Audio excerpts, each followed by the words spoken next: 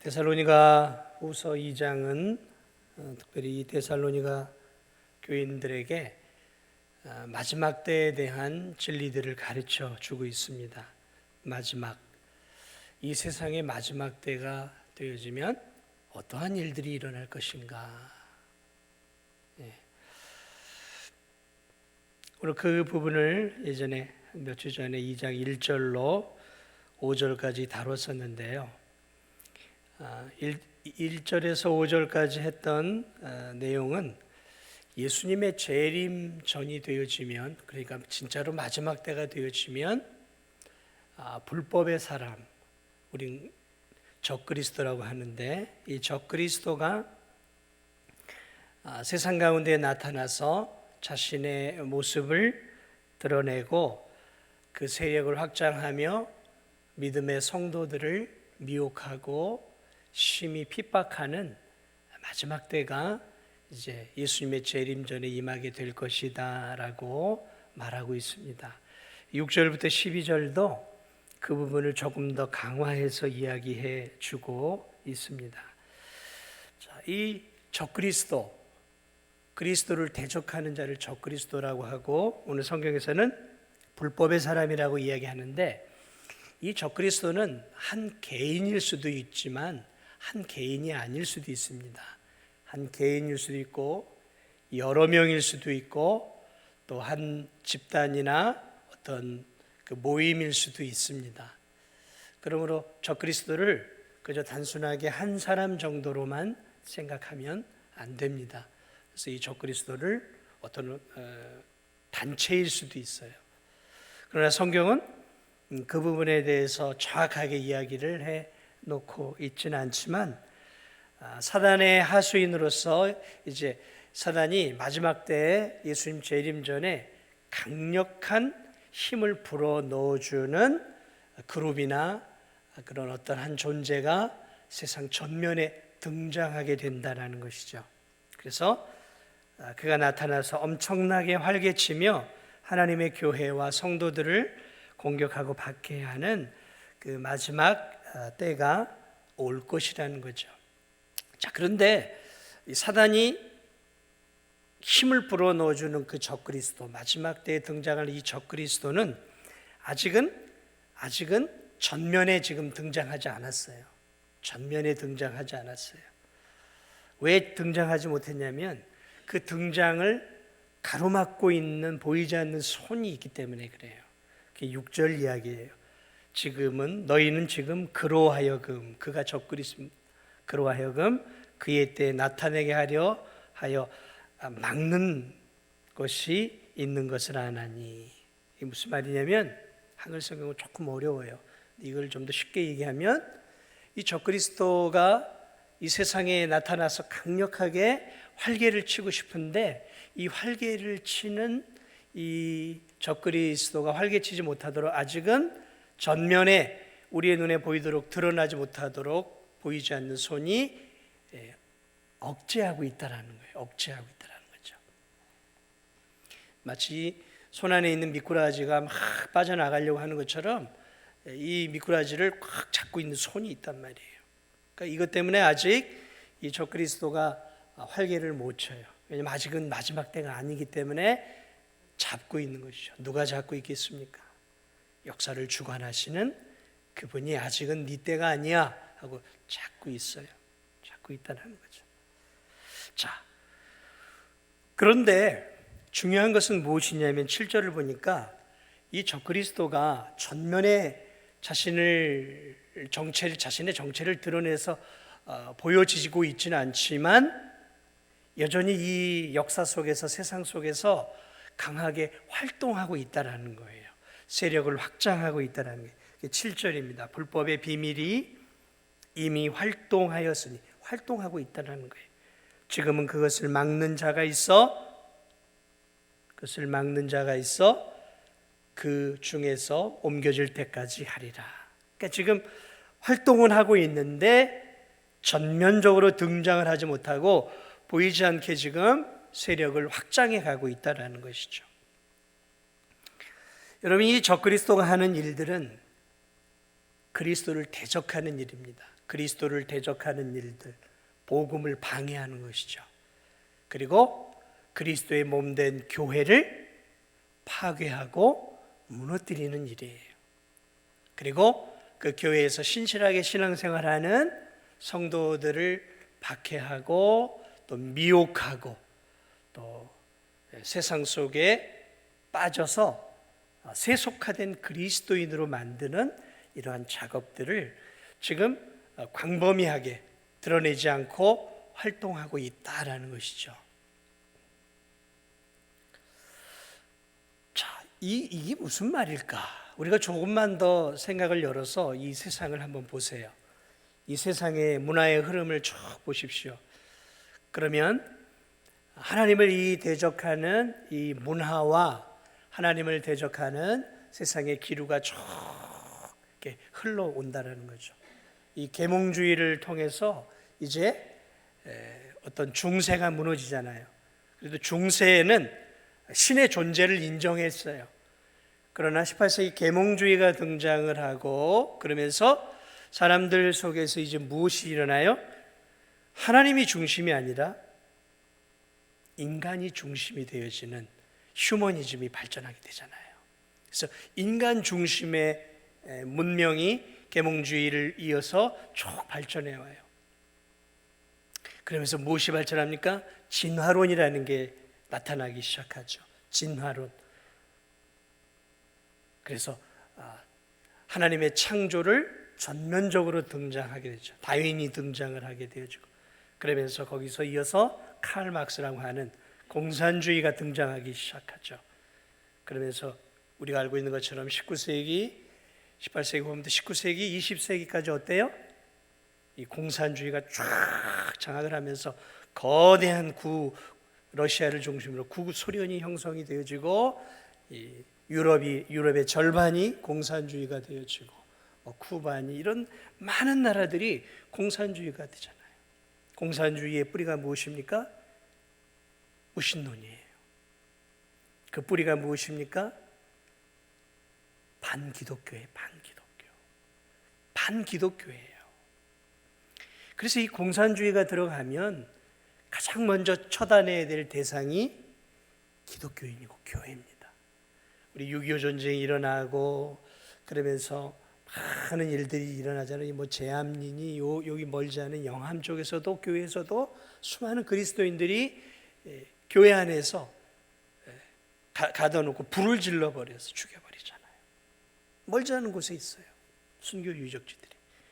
누가 그랬냐면 공산주의자들인 거예요. 공산주의. 그러니까 공산주의는 기독교를 대항해서 일어난 거예요.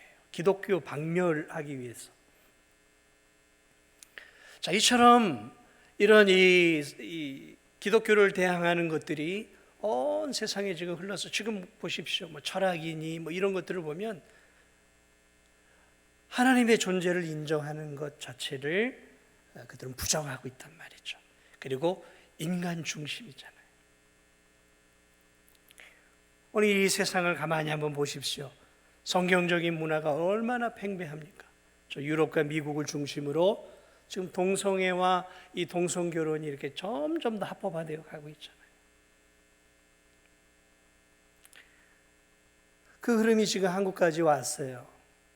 그렇지만 한국은 힘을 다해서 싸우고 있어요. 그 대표적인 게 무엇입니까? 차별금지법이잖아요. 차별하지 말라는 거예요. 차별하는 것을 금지시키라는 거죠. 어떤 차별이요? 동성애를 하든 누구하고 뭘 하든 왜 우리가 자유롭게 할 수 있는 자유가 있는데 왜 그걸 막느냐. 차별금지법의 골자가 무엇이냐면 동성애와 동성결혼에 대한 자유를 달라라는 거예요. 그리고 그것에 대해서 부정적으로 말하는 자들을 사법적으로 심판을 해서 벌을 내리자는. 여러분, 동성애와 동성결혼을 반대하는 것은 거의 없어요. 유일하게 교회예요. 교회가 반대하고 있어요. 그러니까 이 차별금지법을 만들어서 국회에서 통과시키려고 하는 핵심적인 이유는 뭐냐면 결국은 하나님의 법을 무너뜨리는 거죠. 성경을 뒤엎는 것이죠.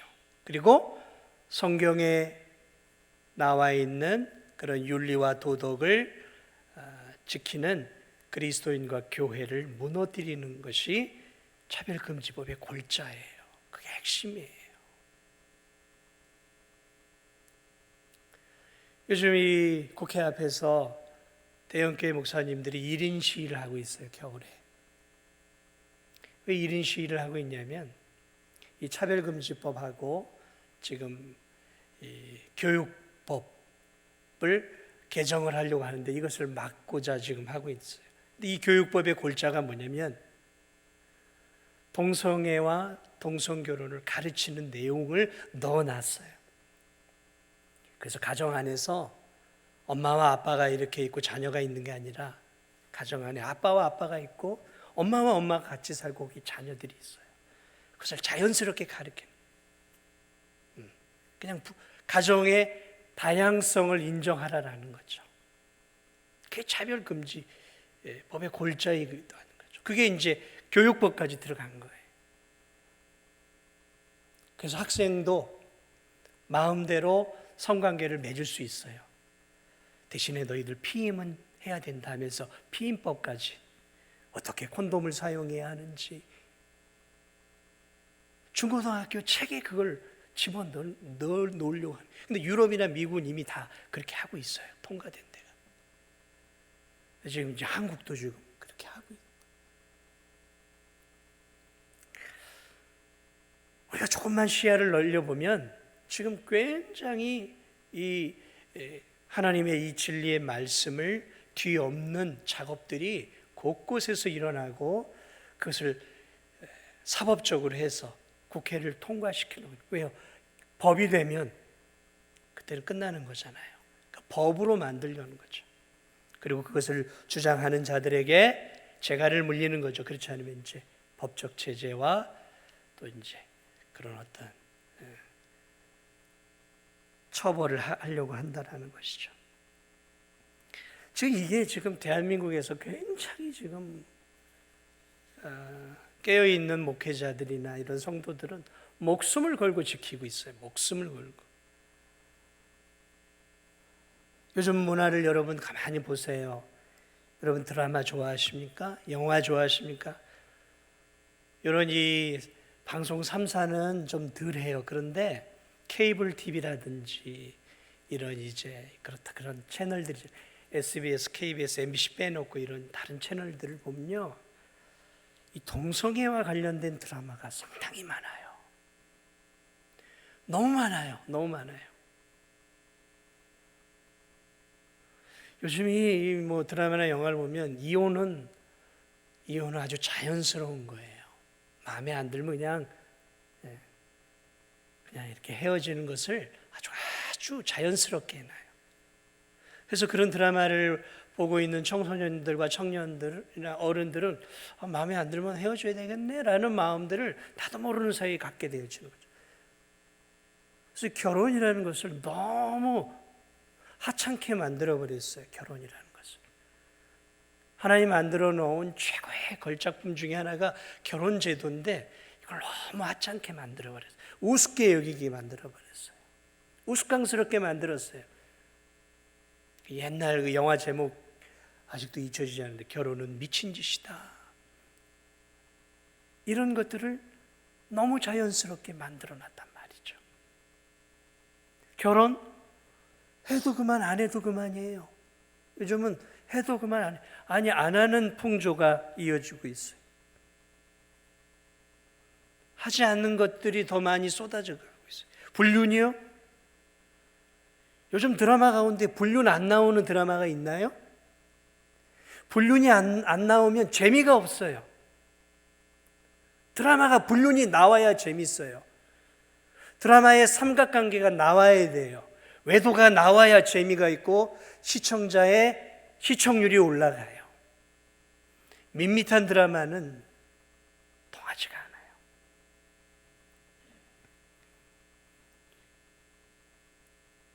이런 대중문화를 통해서 지금 얼마나 기독교를 대적하고 이 기독교의 문화가 완전히 지금 박살이 나고 있는 거예요. 지금 이 세상이.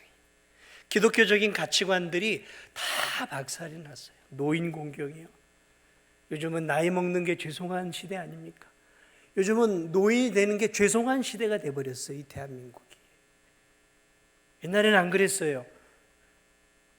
지금은 그런 시대가 되어버렸어요. 출산, 아이를 낳고 생육하고 번성하여 땅에 충만해야 되는데 아니 반대가 됐어요. 출산을 안 해요. 안 해요. 드라마나 영화 같은 데 보세요. 출산하지 않는 게 더 지혜로운 거예요. 그게 더 행복한 인생이에요. 그리고 자녀 낳아 키우는 것을 마치 지옥에서 사는 것처럼 아주 묘사들을 해놨어요. 드라마나 영화를 보세요. 자녀를 힘써 키우는 것들을 마치 지옥에서 허우적거리며 살아가는 불쌍한 인생인 양 그렇게 대부분의 드라마들이 묘사해 놓고 있어요. 그러니 누가 결혼하려고 하고 그런 것들을 보면서 결혼에 대해, 출산에 대해, 자녀를 키우는 그런 인생의 가장 중요한 본질적인 부분들을 하찮고 폄하하고 경시하고 없이 하는 문화로 지금 온통 바꿔놓고 있어요. 이 대한민국의 문화가 그렇게 흘러가고 있어요. 우리나라의 유명한 K-팝이니 여러분 영화니 드라마 해외에서 큰 상을 받았다고 화들짝거리고 막 박수를 치고 난리를 치잖아요. 그런데 여러분 그거 아세요?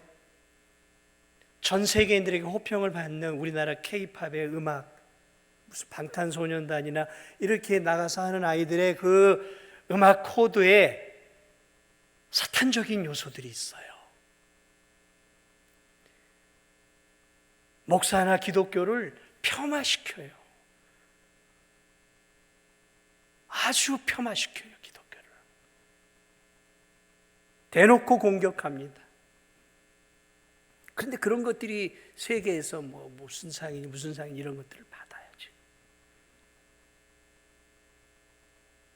세상은 그걸 가지고 박수를 치지만 깨어있는 기독교인들은 그런 것들을 보면서 오늘 이 시대가 얼마나 기독교와 멀어져 가고 있는지, 그리고 누가 이런 작업들을 하고 있는지 보이지 않는 사단의 하수인인 이 적그리스도가 이렇게 온 이 대한민국을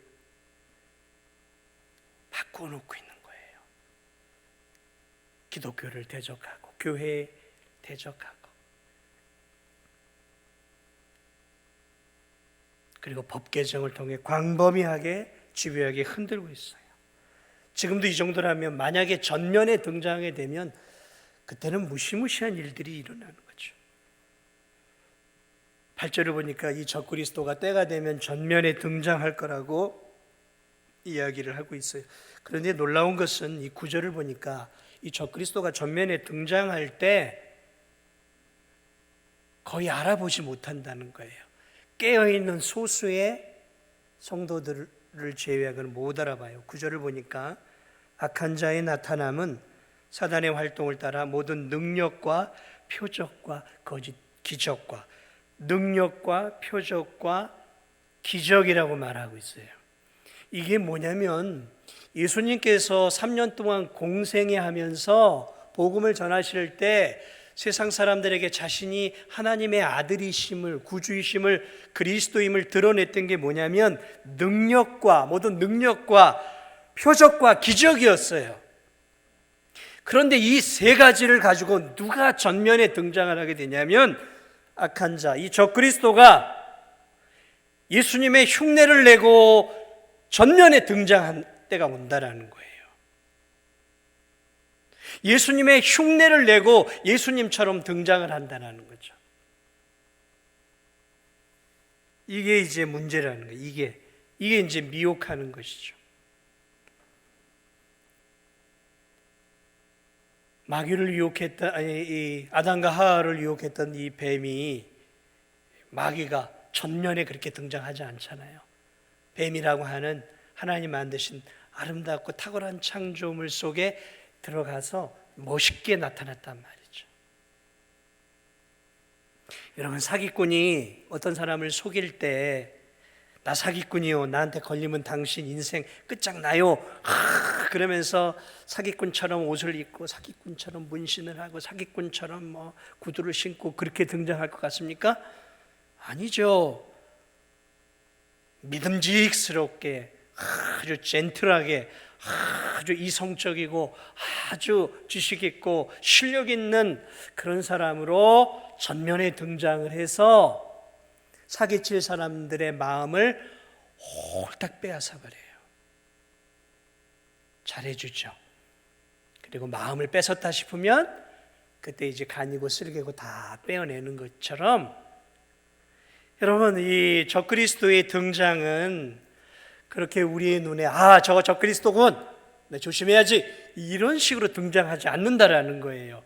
표적과 기적과 능력, 다시 말하면 예수 그리스도께서 등장하셔서 그분이 능력을 보여주시고 초자연적인 기적과 이적들을 통해서, 이것은 인간이 할 수 없는 그런 신비한 것들을 보여줌으로,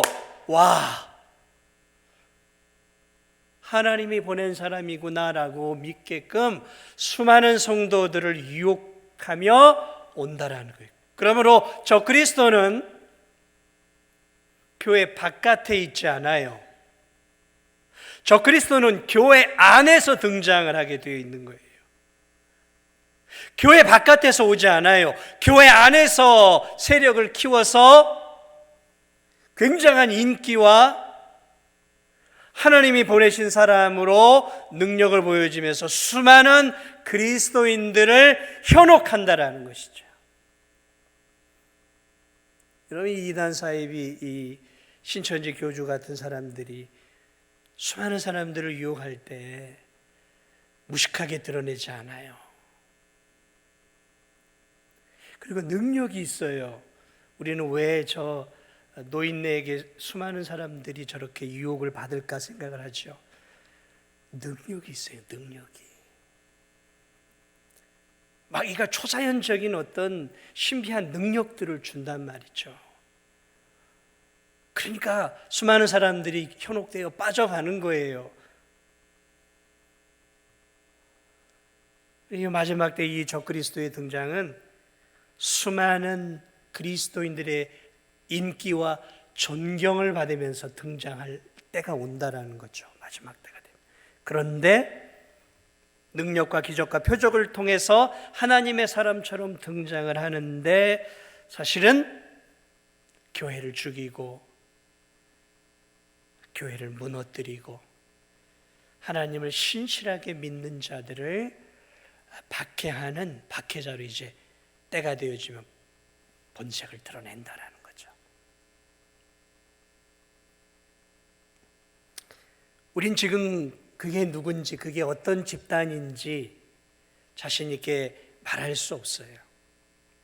그러나 성경은 분명하게 그가 광명의 천사처럼 자기를 가장해서 드러낼 때가 온다라고 이야기합니다. 그래서 할 수만 있으면 많은 세상 사람뿐만 아니라 많은 교인들을 현혹시켜서 그들의 마음을 사로잡는다는 거죠. 여러분, 이 신천지나 뭐 예전에 문선명이나 박태선이나 다 교회 아니에요. 교회 바깥 아닙니다. 교회 안에서 일어났던 자들이에요. 그리고 그들이 사람들의 마음을 다 예수님에게서 자기에게로 뺏어갔잖아요. 그러니까 그것을 우리가 조금 더 크게 확장을 하면 돼요. 그 교회 안에서. 그래서 여러분, 제가 여러분에게 드리고 싶은 말은,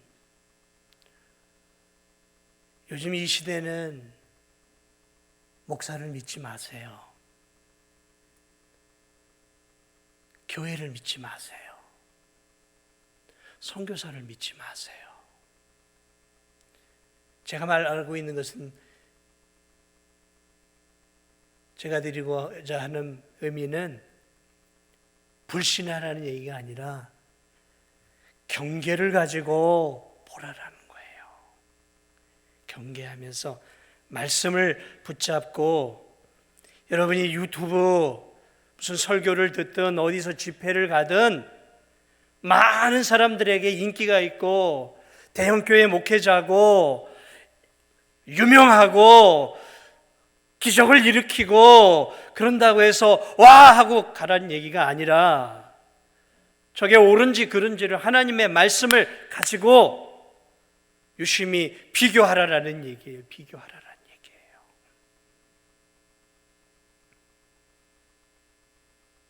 요즘 이단도 건전한 신학교에 들어갑니다. 심지어는 저희 총신에도 들어와요.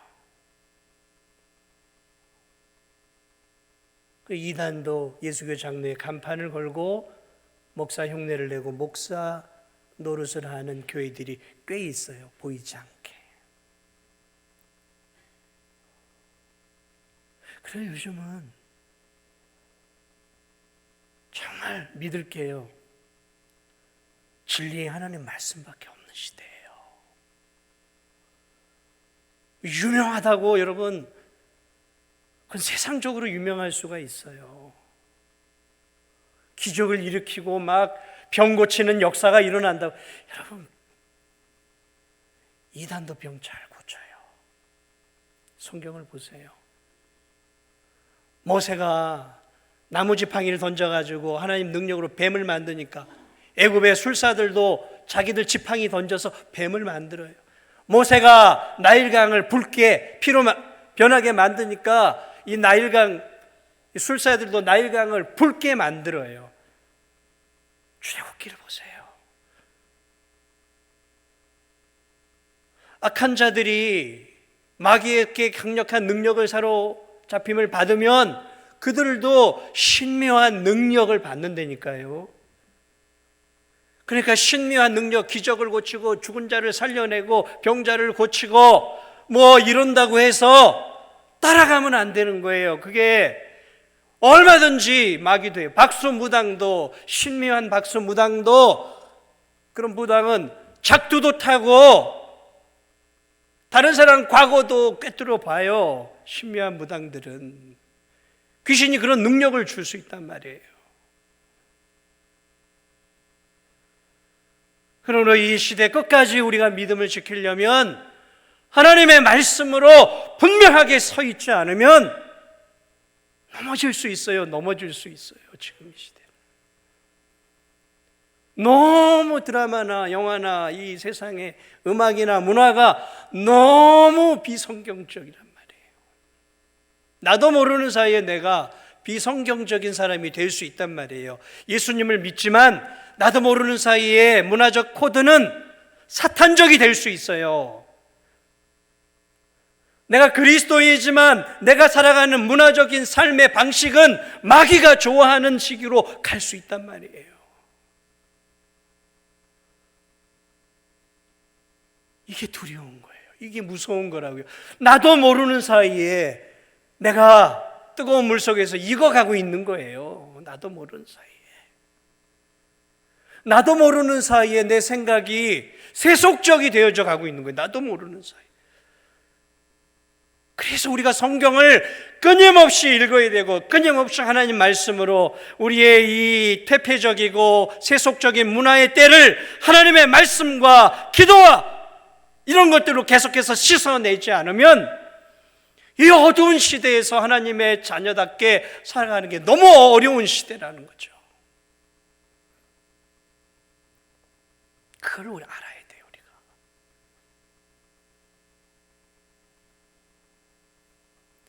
11절 보세요. 이러므로 하나님이 이 미혹의 역사를 그들에게 보내사 거짓 것을 미혹의 역사가 일어날 때 하나님이 수수방관하시겠다는 거죠. 내려놓겠다는 거죠.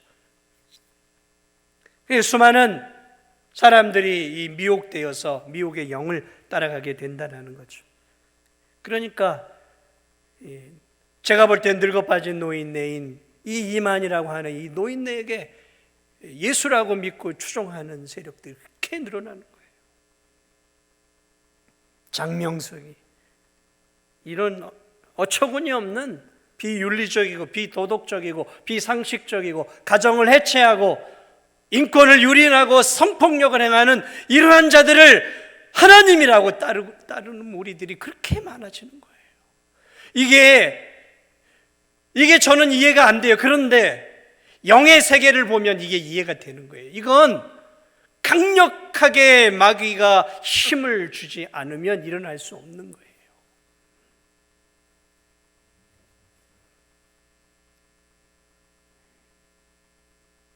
말씀을 마무리합니다. 사랑하는 여러분, 결국 이들이 받아야 할 것은 무엇일까?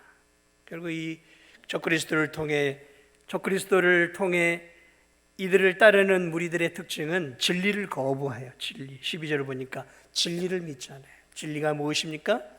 예수 그리스도예요. 예수 그리스도를 구주로 믿지 않아요.